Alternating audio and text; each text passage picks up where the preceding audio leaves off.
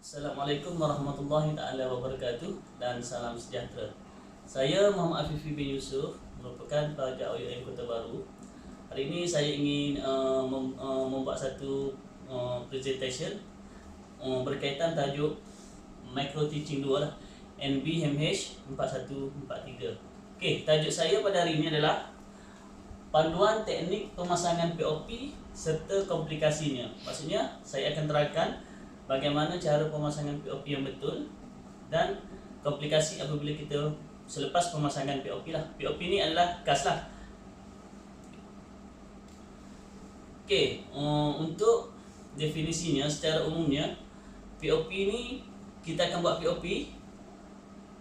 Pemasangan POP dilakukan meliputi dua sendi anggota yang terlibat. Maksudnya kita akan melakukan casting ke atas dua sendi yang terlibat. Maksudnya anggota yang terlibat, contohnya kalau distal radius fracture, apa yang kita nak lock?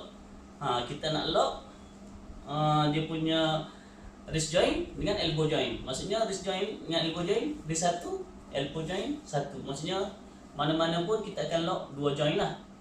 Okey.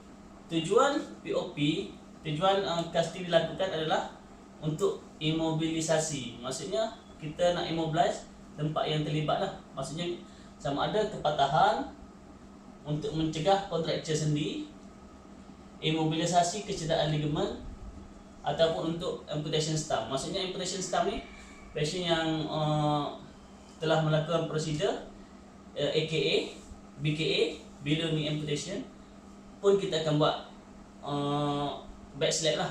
Maksudnya dia panggil stump slap. Tapi kita akan seterusnya kita akan pergi sebelum pemasangan POP lah. Sebelum pemasangan POP, kita perlu melakukan persediaan terhadap pesakit lah. Nombor satu, arahan bertulis daripada doktor yang merawat pesakit. Maksudnya kita kena ada arahan bertulis. Kita tak boleh buat macam tu je. Kita mestilah mendapat arahan daripada doktor. Bila doktor dah bagi arahan, dia dah tulis, barulah kita boleh buat POP. Maksudnya kita tak boleh suka-suka nak buat POP, mestilah kena ada arahan doktor. Yang kedua, persetujuan pesakit, iaitu consent. Kena tanya pesakit dulu sama ada dia boleh buat ataupun tidak. Maksudnya kita akan terangkan macam mana prosedur dia, doktor akan terangkan. Lepas tu dia akan tanya persetujuan pesakit lah. Maksudnya pesakit setuju ataupun tidak.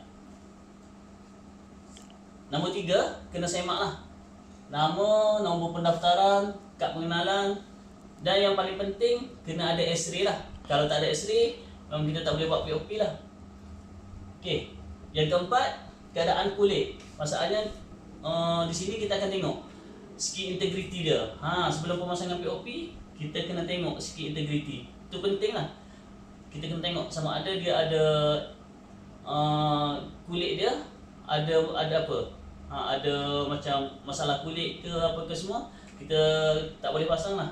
Maksudnya kena tengok dulu condition pesakit, kulit pesakit. Sambungan dia, sebelum pemasangan POP, apa yang penting kita kena cek neurovascular status pesakit lah.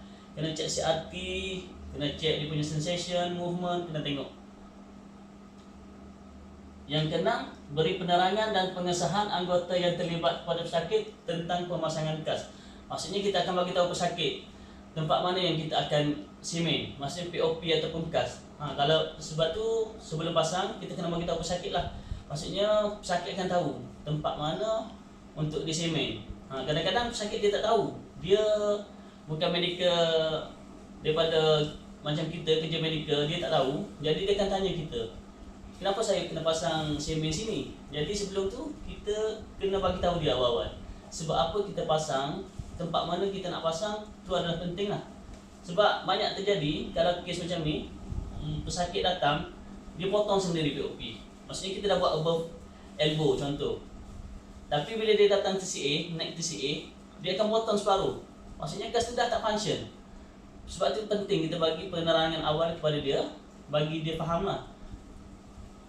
Okey, yang ketujuh, pegawai yang bertugas, maksudnya macam PPP yang nak pasang kas tu, dia kena bagi tahu nama, tarikan masa dan chop tu adalah penting lah untuk kita documentation. Okey, sebelum pemasangan POP, kita harus membuat persediaan troli lah. Maksudnya troli untuk pemasangan POP, untuk pemasangan kas.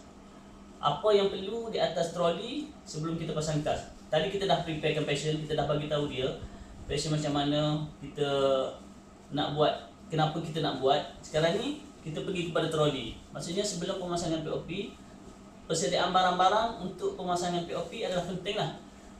Okey, troli bahagian atas, di bahagian troli tu kita akan ada autoban. Ni sebagai contoh, ini adalah autoban lah. Autoban 15 cm atau 5 cm. POP ni plastic operis lah, untuk melakukan prosedur seaming POP cast. Ni adalah POP. Okey, lagi cotton bandage yang kain tu, mask, tuala, stockinette dan fit lah. Ni untuk PPE kita. Memang kenalah setiap prosedur kena memenuhi SOP yang telah ditetapkan. PPE kena jaga. Okey, troli bahagian bawah, tadi troli bahagian atas. Di bahagian bawah mestilah ada apron ataupun gown, Chinese paper, sarung tangan, glove, gunting POP, pemasangan kas elektrik, pengalas lutut. Maksudnya untuk alas, kalau kita nak buat lower limb above knee POP, kita kena ada alas lah. Tak nak bagi dia sakit lah. Sebab kita pun satu lagi, kita akan buat 30 degree flexion. Flexion tu penting lah. Untuk alas tu, kita akan letak alas kat bawah, bagi dia rehat lah. Okey, dan pensel. Yang ketiga paling penting, baldi dan air bersuhu bilik. Tak boleh guna air panas tak boleh guna air panas sangat, tak boleh guna air sejuk. Kita pakai air paip biasa yang bersuhu bilik lah. Okey, pemasangan POP. Tata cara pemasangan POP. Maksudnya sebelum kita nak pasang, dia ada tata cara dan langkah-langkah dia lah. Okey, hari ini saya akan tunjukkan dan bentangkan macam mana cara pemasangan yang betul. Okey, posisikan pesakit. Maksudnya berbaring atau duduk bergantung jenis gas. Keselesaan pesakit. Okey, maksudnya posisikan pesakit ni, kalau pasien tu upper limb, maksudnya bahagian tangan lah, forearm. Kita bagi contoh forearm. Okey, macam mana posisi dia? Takkan dia nak baring, betul tak? Kalau baring susah kita nak buat. Yang cedera, deform adalah upper limb, betul. Maksudnya kita kena dudukkan pesakit tegak. Okey, pembantu akan pegang lah, bagi pesakit selesa. Kalau dia lower limb, contohnya kita nak pasang above knee POP, betul, above knee cast, kita akan baringkan pesakit, bagi pesakit selesa. Baringkan pesakit, pembantu akan pegang. Lepas tu kita akan letak alas tadi yang kita bagi tahu. Okey, arahkan pembantu supaya mengekalkan kedudukan anggota yang terlibat. Maksudnya pembantu kita akan maintain, kekalkan posisi yang terlibat tu, yang patah, tak nak bagi dia bergerak banyak lah. Kita nak prevent dia daripada makin teruk lah, deformity dia makin teruk, kepatahan dia boleh beralih. Jadi pembantu amat penting lah mengekalkan traksi jika diperlukan. Maksudnya mengekalkan traksi ni untuk mendapatkan dia punya alignment. Betul tak? Bila berlaku kepatahan, dia akan mengalami kepatahan tu boleh teralih lah. Maksudnya untuk dapatkan dia punya alignment, kita kena kekalkan dia punya traction tu. Maksudnya pembantu kalau ada dua, satu akan counter, satu akan traction lah. Okey, contoh elbow 90 degree flexion. Maksudnya elbow kita nak pasang forearm, kita nak pasang full length above elbow cast, posisi dia kena 90 degree. Maksudnya elbow joint mestilah 90 degree lah. Ankle, kalau lower limb, ankle kita kena planting grip lah. Maksudnya 90 degree macam kita berdiri, functional position lah. Okey, letakkan pengalas. Contoh Chinese paper. Pengalas ni penting lah, tak nak bagi kotor, tak nak bagi kena passion. Okey, tata cara pemasangan sambungan. Okey, ni contoh pemasangan autoban lah. Maksudnya sebelum kita pasang POP, ini adalah stockinette. Di sini adalah stockinette. Ni stockinette. Ni autoban. Maksudnya sebelum pemasangan POP kita akan layer stock kinetic dulu. Lepas tu baru autoban. Pasangkan autoban mengikut saiz yang sesuai. Dari distance anggota bertindih overlap 2/3 lapisan sebelumnya. Lebihkan lapisan di bahagian bony prominent. Maksudnya di sini sebelum pemasangan kas kita akan letak stockinette dan autoban dulu bahagian dalam. Sebabnya kita tak nak mengelakkan iritasi berlaku lah. Sebab POP bila proses pengeringan dia akan panas lah. Jadi cara pemasangan autoban dari distal to proximal lah. Maksudnya daripada hujung sampai ke atas dia bertindih 2/3 lapisan. Maksudnya macam kita bandage 2/3 lapisan. Maksudnya autoban ni kita tak boleh pasang ketat sangat lah. Kita just roll saja. Tak nak bagi dia ketat lah. Tambah-tambah tempat yang ada fascia, long bone, dia akan boleh menyebabkan compartment syndrome lah. Langkah-langkah pemasangan POP yang kelima, pilih saiz yang sesuai. Biarkan hujung gulungan POP 5 cm bebas. Rendamkan POP ke dalam besin berisi air dengan kedudukan 45 darjah. Tunggu sehingga gelombang udara tiada. Keluarkan POP dan perah sedikit di bahagian kedua-dua hujung POP. Lakukan balutan dari distal anggota dengan menutupi 2/3 lapisan sebelumnya. Maksudnya bila kita nak proses pemasangan POP selepas autoban, jadi kita akan guna POP. Ini POP. Cara menggunakan POP, kita buka POP ni, kita pegang pada hujung dia. Saya bagi contoh. Ini POP. Ini adalah hujung dia. Ini hujung kena pegang.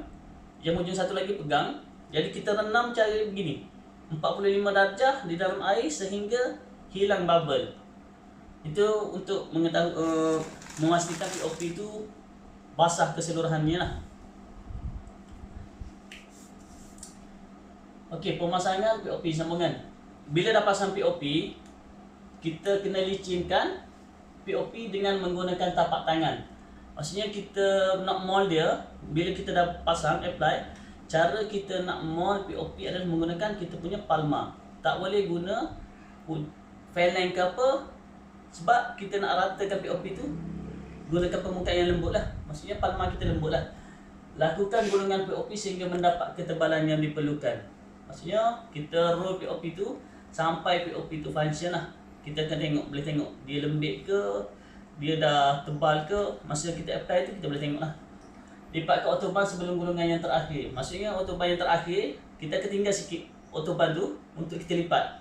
Maksudnya bila kita dah gulungan terakhir, kita akan lipat autoban tu, kita akan roll lagi satu untuk final. Bersihkan anggota pesakit, tinggikan bahagian anggota yang terlibat, kemaskan peralatan.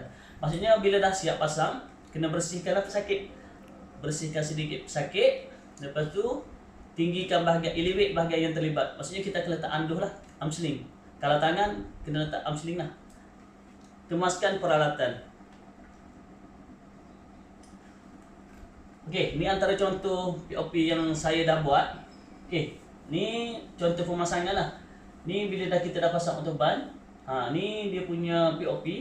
POP kena rendam lah. Ni cara pemasangan untuk lower limb. Okey, ni adalah gambar-gambar contoh pemasangan lah. Start daripada distal to proximal lah. Medial to lateral. Maksudnya daripada dalam ke luar. Daripada jauh ke dekat. Okey, ni boot sled dia buat, boot cast. Okey, posisi dia ni planting grip lah. Maksudnya planting grip ni macam kaki yang kita berdiri biasa. Normal position kita lah. Okey, selepas pemasangan POP, gunakan tapak tangan semasa handling green cast. Maksud green cast ni, dia selepas pemasangan POP, kita panggil ada satu istilah. Istilah dia green cast. Green cast ni maksudnya tempoh POP tu nak matang. Maksudnya bila green cast, POP tu belum matang lagi lah. Jadi POP akan mengambil masa 3 hari untuk matang. Jadi bila green cast ni, POP tu masih lembik. Bila masih lembik, kita kena guna benda yang lembut lah untuk ampu dia. Ampukan dengan benda yang lembut seperti bantal. Tinggikan anggota yang terlibat 1 atau 2 bantal. Hammock sling mengalahkan awareness return. Bagi nak tujuan kita nak elevate tangan ni, kita nak bagi awareness return berlaku lah. Maksudnya bila awareness return berlaku, dia akan mengurangkan swollen lah, bengkak lah. Bila awareness return berlaku, darah boleh mengalir ke pada skeleton lah. Artificial head tidak boleh digunakan untuk mempercepatkan pengeringan. Maksudnya kita tak boleh ajar pasien ataupun pesakit guna hair dryer ke apa semua, memang tak boleh lah. Letakkan tower di bawah kas untuk menyerap air. Maksudnya letak tower yang bawah kas je. Atas jangan letak bawah, bagi kas tu, tower tu serap air lah, untuk mempercepatkan proses pengeringan lah. Okey, nasihat kepada pesakit yang memakai POP. Okey, yang ni paling penting sebabnya bila selepas kita pasang POP, kita kena bagi POP care advice kepada pasien. Sebab pasien tak tahu. Mungkin kita tahu sebab kita dah belajar betul lah. Tapi pasien ramai, kebanyakan sakit daripada kanak-kanak, warga tua. Okey, warga tua dan kanak-kanak memang dia tak tahulah. Maksudnya kita akan bagi POP care advice selepas pemasangan POP kepada pesakit lah. Satu, melakukan senaman jari jemari dan tangan, sendi yang bebas. Maksudnya kita kena galakkan pesakit untuk melakukan senaman lah untuk jari-jari, bagi sensation dia. Meninggikan anggota yang diplaster, kena ampuh lah. Kena tidur pun kena elevate lah tangan. Kena ikut nasihat doktor lah. Lepas tu, kita kena bagi tahu pesakit, sila datang ke klinik atau hospital seperti Jabatan Kecemasan Berdekatan dengan segera jika terdapat komplikasi berikut: bengkak pada anggota yang cedera, kesakitan yang meningkat pada bahagian anggota yang dipasang plaster. Maksudnya kita akan bagi tahu pasien selepas kita pasang, kita kena bagi tahu pasien. Selepas kita pasang, kita akan cek balik neurovascular status. Kita akan ajar pesakit macam mana nak cek neurovascular status. Lepas tu kita kena bagi tahu dia. Biasa bila berlaku kepatahan, soft tissue kita apa semua akan rosak. Tulang kita pun dah patah. Bila kita manipulate dia akan mengalami kebengkakan lah, deformity lah. Maksudnya bila kita pasang kas, benda tu lagi teruk. Baik. So kita kena bagi tahu pasien, kita kena bagi tahu pesakit, kalau ada apa-apa berlaku, rasa kebas ke, maksudnya makin bengkak ke apa semua, kena datang hospital terus. Datang kecemasan, nanti kita akan buka balik lah, kena access balik. Okey, pucat atau cyanosis yang saya cakap tadi lah. Kalau kita ajar sakit tengok macam mana. Kalau ada pucat ke cyanosis pada hujung jari anggota yang terlibat, kebas di hujung jari, maksudnya tak ada rasa apa-apa di hujung jari selepas pemasangan kas tu, kena datang kecemasan. Tidak boleh menggerakkan jari-jari. Maksudnya dia dah kaku. Tak boleh gerak. Kita suruh dia buat senaman, dia tak boleh gerak. Maksudnya dia kena datang kecemasan.